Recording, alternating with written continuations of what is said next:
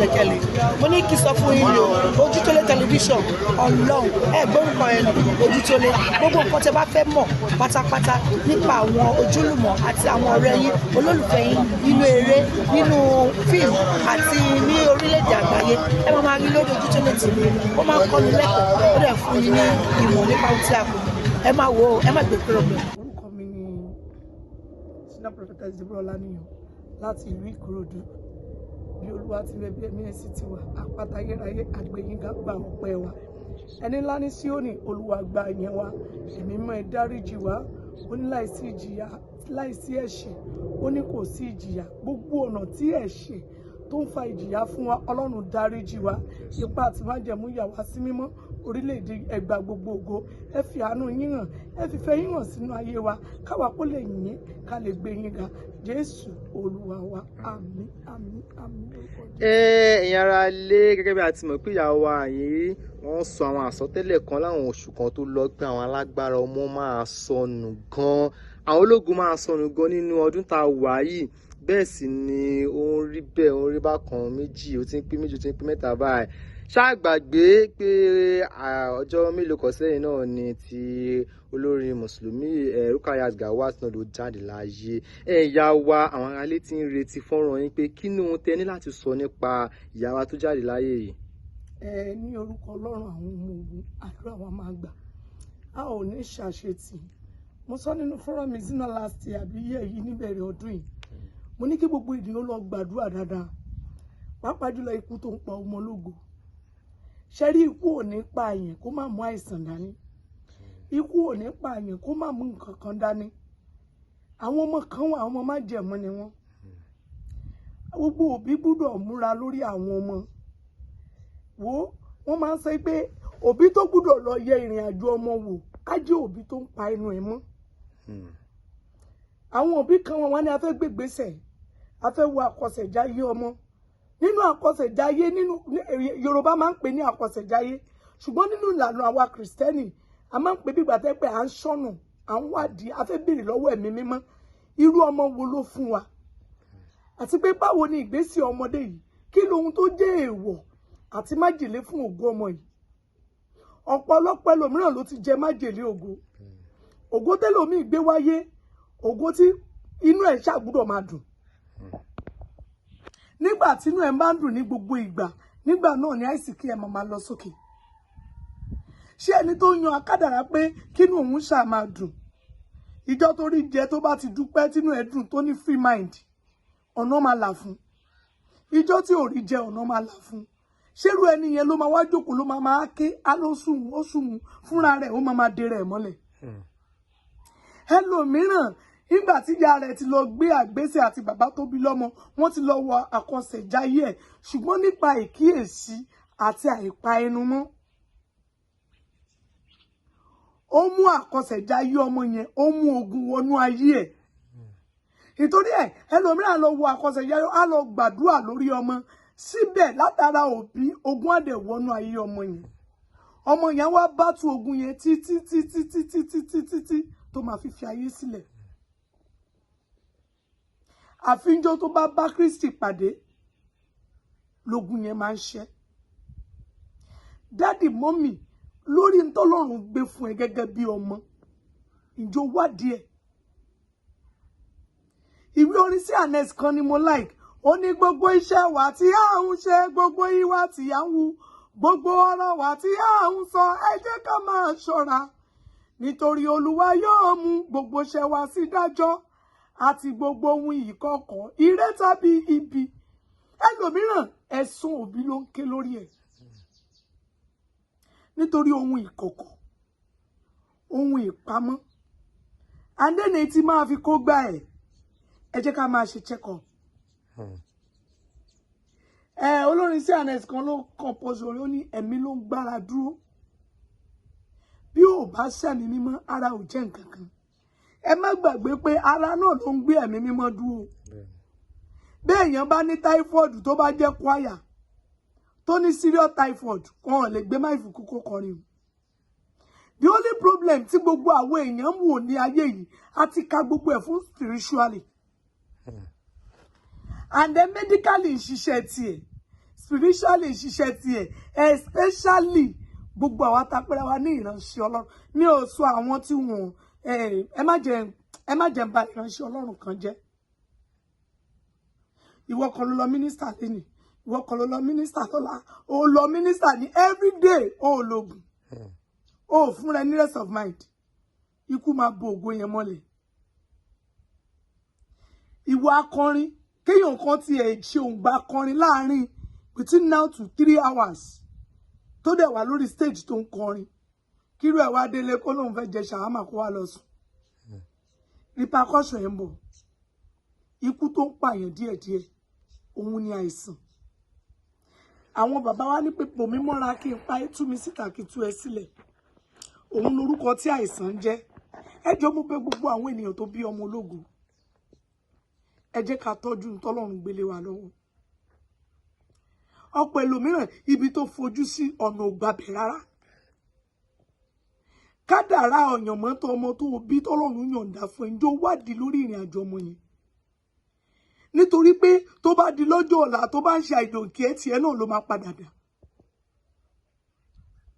mo tú gbogbo àwọn látara ìyá tí ọmọ yẹn ti jáde Ọlọ́run Kristi Olódùmarè ẹni tí mo gbàgbọ́ nínú ẹ̀ á bá mi tù wọ́n nínú ogun rọ̀gbàdìgbà nínú ìdílé wọn lórúkọ Jésù Ọlọ́run máa jẹ́ kó dákẹ́jẹ́ ẹ̀yin ológo náà tẹ́ wá ń padà dìde ẹ ò ní jábọ́ ikú tó máa ń pa ọmọ ológo tí kì í débi tó yẹ kó ti rí ògo yẹn lò dáadáa kò ní pa èmi àti ẹ̀yin ẹ jọ̀ọ́ ẹ jẹ́ ká kíyèsí ara wa ẹ jẹ́ ká tọ́jú ara wa ẹ jẹ́ ká sinmi lákòókò tó jẹ́ ká sinmi ẹ jẹ́ ká jẹun lákòókò tó jẹ́ tí inú wa ń gbé ebi ẹ jẹ́ ká sùn nígbà tí òǹgbẹ ojú ń gbẹ ojú wa ẹ jẹ́ ká rest everything is not so spiritually mo dẹ̀ sọ Olúwa ní ká múra dáadáa ikú ọ̀dọ́ pọ̀ o ikú ọ̀dọ́ pọ̀ òun ní ẹ̀yin ìjọba wa ẹ máa bá wa ṣe àmójútó lórí orílẹ̀-èdè yìí gbogbo owó wọn kíní kan wọn nǹkan kan wọn kò sẹ́ni tó fẹ́ jìyà o gbogbo àwọn ọmọ yìí ti lọ tójú bọ nǹkan tí agbára wọn ò gbé ẹni tó lọ ṣògùn àìsìkí tí ò ṣògùn ẹ̀mí gígùn táìsìkí bá dé kí ló fẹ́ fi lò ẹni tó lọ ṣògùn àìsìkí tí ò béèrè fún àlàáfíà táìsìkí bá dé kí ló fẹ́ fi lò mo bẹ̀ gbogbo wa ọ̀pọ̀lọpọ̀ àwọn olówó lónìí mo mọ́ra mi ó mọ́ra ẹ ẹlòmíràn ògólógo ló ń bá gòkè àwọn tí wọ́n máa ń fún ní tọ́rọ́ tó máa fi ń gba ńlá lọ́wọ́ ènìyàn ò ní bá wọn pàdé ẹ jẹ́ ká máa kíyèsí ẹ jẹ́ ká máa gbàdúrà láì sinmi àti láì ṣàárẹ ọkàn ọ̀rọ̀ tí ẹ̀ wá ń lọ níta káàkiri ọ̀pọ̀lọpọ̀ àwọn aláìgbàgbọ́ gan wọn gbà wọ́n nígbàgbọ́ gbọ́mọ́ nítorí pé ń pa ìgbésẹ̀ àti ìrìn àjò tí wọ́n ń bá lọ́wọ́ onígbàgbọ́ lónìí ọ̀pọ̀lọpọ̀ onígbàgbọ́ kó tó wọ chọ́ọ̀chì láti gbé olúgbòhùn dání kí làwọn aláìgbàgbọ́ kí ló fẹ́ sọ àwọn wo là ń pè ní aláìgbàgbọ́ mi ò sọ pa mùsùlùmí mi ò sọ pa nípa babaláwo no àìmọye babaláwo tó gbàgbọ́ nínú Ọlọ́run àìmọye tó mọ bíbélì from Genesis to Revelation tó jẹ́ pé tó wà lọ́wọ́ ẹ̀ ní agbára mo bẹ̀ wá olówó á kú o tálákà máa rọ̀run ọ̀pọ̀ ènìyàn ló kú ṣùgbọ́n ibi tó ní kálukú lọ ọ̀tọ̀ọ̀tọ̀ ni. ẹ ṣe ìyá wa iná àti ẹ̀fẹ́ kẹ́ bá wa sọ̀rọ̀ lórí àwọn kankan torí ẹ mẹ́nu bà ògo láìpẹ́ yìí wọ́n fẹ́ kẹ́ bá wa sọ̀rọ̀ lórí kí ni ohun tá à ń pè ní ògo gangan báwo ni ọmọ ológo ṣe ń ṣògo nù àti pé ẹni tó bá ti ṣògo nù báwo ló ṣe lè rí ògo rẹ̀ rí padà. àdúrà wa gbà á ní ṣe lásán ọmọ ológo a máa sọ ògo nù ọmọ ológo a máa gba ògo rẹ̀ padà.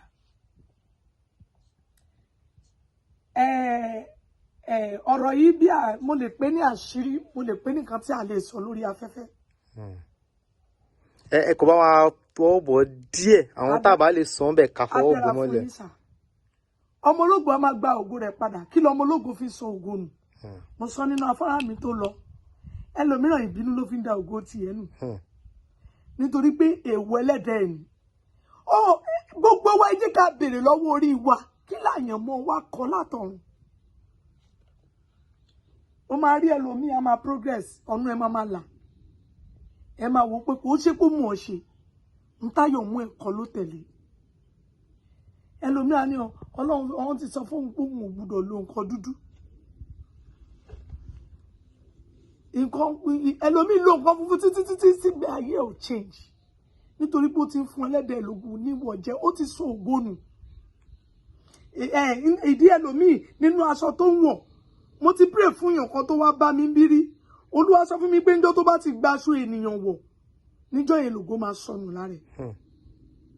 Ẹni yẹn wá ń ṣiṣẹ́ bí ẹni tí ò mọ̀ ṣe nítorí pé wọ́n gbé aṣọ àlòkù wọ́n gbé fún ó dẹ̀ wọ̀ kì í ṣe pé ẹni tó gbé aṣọ àlòkù fún kọ́ ló gba kádàrá ògo ẹ̀ nítorí pé ìwọ májèlé ògo tó gbé wá sáyé ni. Ẹlòmíràn ó ti fi ìbálòpọ̀ ó ti sọ ògo nù. Wo mo fẹ́ yẹ ká lọ wádìí ohun gbogbo dájúdájú. Àwọn alágbára ti pọ̀ nínú ayé. Àwọn kan wà àwọn ológo ọmọ ológo náà ń wá kiri láti gba ògo ayé ẹ̀. Ìwọ tó gbé nǹkan dání ló máa kíyèsára. Ọ̀pọ̀lọpọ̀ onígbàgbọ́ tó gbé nǹkan dání lónìí nípa ìkíyèsára wọ́n ti gba ohun tó gbé dání lọ́wọ́ ẹ̀ wọ́n ti gbé tí ò ń ṣe tiẹ̀ lé lọ́wọ́. Ọ̀pọ̀lọpọ̀ ọmọ ológo lónìí wọ́n ti gba ògo tó wà lọ́wọ́ ẹ̀ wọ́n ti gbé pàǹdà lé lọ́wọ́. Ìwọ tó ń fẹ́ marriage man tí ìyàwó ẹ̀ wà nínú ilé ìyàwó àtọkọ dẹ̀ pàdé pọ̀ wọ́n dẹ̀ fẹ́ ó dẹ̀ sọ pé fẹ́ ọkọ mi wọ́n dẹ̀ láìsì kí ẹ wọ́n dẹ̀ fi ń gòkè wọ́n dẹ̀ fi ń tọmọ wọn. Dádì mọ́mì ọ̀pọ̀lọpọ̀ ọmọ ológo ló ń jìyà ìmọ̀dí lónìí nítorí ìgbésẹ̀ ìyá àti bàbá tí wọ́n ti gbé. Ọ̀pọ̀lọpọ̀ ọmọ ológo lónìí ẹni tí ò jẹ́ kó bá ṣe àṣepọ̀ ó ti lọ bá ṣe àṣepọ̀ wọ́n ti ṣe pàṣípàrọ̀ ògo mọ́ lọ́wọ́. When we are talking about people àwọn tó ní agbára Bíbélì wípé àwọn alágbára bíi òkùnkùn ayé àwọn ẹ̀mí tí a ò rí. Ẹlòmíràn màmá ẹ̀ ti wọ ọgbẹ́ ìmùlẹ̀. At the end of the day wá lóun fẹ́ dàgbà wọ́n dẹ̀ ti fi rúbọ nínú ìmùlẹ̀ òkùnkùn. Yípẹ́ tó bá dé ó dàbí wòlíì nìyẹn let me just take it like that. Wòlíì tàbí àlùfáà tàbí pásítọ̀ tó bá bímọ ó máa ní ọmọ yìí mo fẹ́ kó máa sìn yàn má jẹ̀mú ni pẹ̀lú Ọlọ́run. Bẹ́ẹ̀ náà làwọn alágbára bíi òkùnkùn yẹn wà. Ẹlòmíràn ti lọ fún ìgbéyàwó ilé tí ò jẹ́ kó wọ̀ ó ti wọ̀ nítorí pé tóun gbé dání ìmọ́lẹ̀ ni ohun tó gbé wá sáyé ìmọ́lẹ̀ ni ibi tó lọ wọ̀ òkùnkùn ni ṣọ́ máa pàdé ni iná àtomi wọn kì í ṣe ọ̀rẹ́. When we are talking about ìràwọ̀ I always tell people that mo gbàgbọ́ díẹ̀ ṣùgbọ́n mi ò gbàgbọ́ sà. Oṣù kan ìràwọ̀ kan oṣù kan ìràwọ̀ kan ẹ má gbàgbé pé kádàrá oníkálukú ọ̀tọ̀ọ̀tọ̀. Lílé tó túmọ̀ sí pé kádàrá àti àràwọ̀ ọ̀tọ̀ọ̀tọ̀ ni wọ́n. Ọ̀tọ̀ọ̀tọ̀ wọn pọ̀ papọ̀ rárá. Àti ní ẹ̀tọ́ bí ní mọ́ọ̀tì kan náà kádàrá wọn ò dẹ̀ lo nǹkan kan náà. Àti rán tó bí ní ọjọ́ kan náà àyànmọ́ wọn kò mọ nǹkan kan náà. Kò gbàbí kan náà. So when we are talking about ìràwọ̀ let's call ẹ jẹ́ ká kú òun bẹ̀. Bèrè lọ́wọ́ àyànmọ́ tó gbé wá sáyé. Kádàrá tó gbé wá sáyé lómi ibi tó ti lọ gẹrun wọ́n ti fà torí ẹ̀ wọ́n ti gbá tó wà lára ẹ̀. Òròpó òyìnbó tó ṣe clipper tó pọ̀ ní àwọn ọmọ tó ń sìn. Ìyá wa àwa tiẹ̀ fẹ́ kẹ́ bá wa mẹ́nu lé kọ̀ọ̀kan ọ̀pọ̀ èèyàn náà ti gba ògo lọ́wọ́ ẹ̀ àmọ́ tí kò ṣàkíyèsí kí ni nǹkan táwọn ọmọ ológun máa rí tó máa fi mọ̀ pé ó dàbí pé ìkan ti ń ṣe ògo òun. Ó máa rí nǹkan látọjú oorun mo witness ẹ̀ dáadáa níwájú Kristi mẹ́ta ẹni tí gbogbo ẹ̀dá máa jìn fún Ọlọ́run Bàbá Ọmọ àti Ẹ̀mí Mímọ́. Ẹni tí mo gbàgbọ́ nínú ẹ̀ tí èèyàn òde kan ò lè gba ìgbàgbọ́ yẹn nínú ayé mi. Mo sùn dọ́kan ni èèyàn kan pàdé mi lójú oorun ibi tí mo rí ìjẹ́ èpè mẹ́ta. Ó wá ní àwọn ẹni náà níjọ́ náà lọ́hùn bí ọmọ sí ọkọ mi náà jẹ́. ó wá ní gbé wá mo gbé nǹkan náà dání bí diamond mo ní láíláí mo ní mò ń gbé lọ fún lágbájá ni ṣé ti rí ibi tí translation ọ̀rọ̀ yẹn ti wáyé so àwọn méjèèjì àtẹni tó fẹ́ gbà àtẹni tí mo ní mo fẹ́ gbé lọ fún àwọn náà jọ pàdé pọ̀ ẹ̀sà kì í ṣe iṣẹ́ kékeré nígbà tí mo lálàá yẹn èmi fúnra mi ò lọ sọ fún ìránṣẹ́ Ọlọ́run kankan mi ò èmi ò gbàdúrà yìí ẹ mọ̀ mo wò pé gẹ́gẹ́ bí onígbàgbọ́ Kristi gbà padà fún mi mo dẹ̀ méjì kúrò mi until one day mo wá lọ sí fasting and prayer marathon biribiri mo lọ lóṣù kìíní oṣù kejì oṣù kẹta kì í ṣe torí nítorí tí mo lálàárí o ìyẹn gbé mi ò kákún mo wá rí pé mi àtẹni yẹn jà látòrí ilẹ̀ ó sá wọnú omi ajá mo wá gba nǹkan yẹn jáde lọ́wọ́ ẹ̀ padà mo wá gbọ́ ohùn láti ọ̀run dádì sà tí mi ò bá gbàwẹ̀ tí mi ò gbàdúrà ó ṣeé ṣe kó bọ́ títí láíláí. ṣé gbogbo èèyàn ló lẹ́mìí àwẹ̀ ni ṣé gbogbo èèyàn ló lẹ́mìí àdúrà bíbélì dẹ̀ jẹ́ kó yé wa dájú pé láìsí àwẹ̀ àti àdúrà oníṣẹ́ ìyanu kan ò lè ṣẹlẹ̀ ẹ má retí ẹ̀. Then I always tell people ètò máa jó ó máa ṣiṣẹ́ tiẹ̀ ó máa lọ àdúrà wàá máa mú mi àdúrà títí láíláí ni so fún di èyí kò easy fún ọmọ ológo láti gba ògo padà. One, you have to give yourself time. Two, o gbọ́dọ̀ tẹra mọ́ àdúrà àtàwẹ̀. Ojú oorun yẹn náà ló ti máa rí pé wọ́n máa gbà padà fún ọ. Dream is a message. Àlá tí gbogbo wa ńlá yẹn ìtọ́sọ́nà ìrìn àjò ayé wa gangan lọ́lọ́run fi wa lọ. Ìrìn àjò bí ayé ènìyàn ṣe máa rí wa bá pàdé lójú oorun. Tó bá ti gbẹ̀mí kẹ́mi tó yàtọ̀ sí ti Ọlọ́run látojú oorun ló ti máa mọ̀. Tí àwọn ẹ̀mí kan bá ti ń wá sáyé kẹ́ tó wá sáyé dẹ̀ látojú oorun ló ti máa mọ̀. Mo ń sọ̀rọ̀ 3 weeks ago mo kàn sùn ní mo lálàá ìgbà yẹn láṣọ́lí Michael Day tá a ṣe lọ yìí. Mo wá rí pé ọkùnrin kan mo bọ́ta lójú oorun lójú àlá yẹn mo wá ń to igi kan ṣàdédé ni mo kàn rẹ́ nínú tó ń bọ̀ látọkùn wọ black látòkè dé kí lélẹ́yìí bó ṣe rí mi pé mo rí ìhùn báyìí ó kàn lé mi bọ̀ pọ́pọ́pọ́pọ́ mo kàn sá wọnú lé ni. Dádì kò pé ọ̀sẹ̀ kan ni mo mú olè mi. Ìgbà tí máa tún rí mo kàn rí pé ó ń pẹ̀gbẹ́ lára ògiri Ọlọ́run mi ò sọ ohun kankan. Olúwa kí lélẹ́yìí.